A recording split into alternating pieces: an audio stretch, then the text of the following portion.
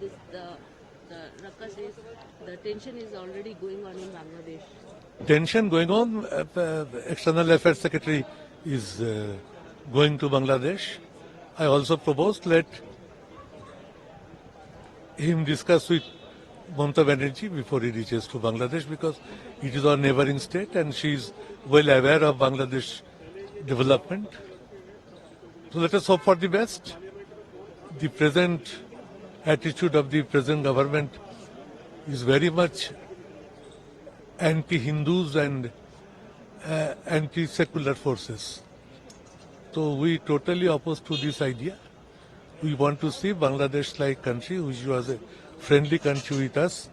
Let them come to the sense and draw a conclusion that they will be in good connections with India.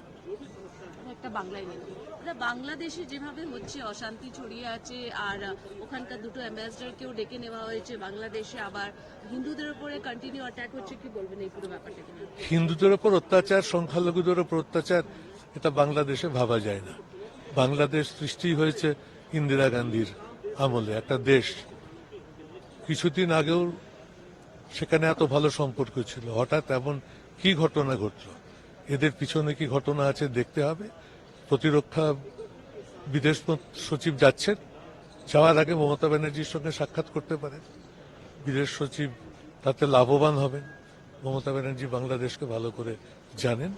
আমরা আশা করি দুই দেশের বন্ধুত্ব ফিরে আসবে, নইলে মৌলবাদী শক্তিকে লড়তে হবে। স্যার,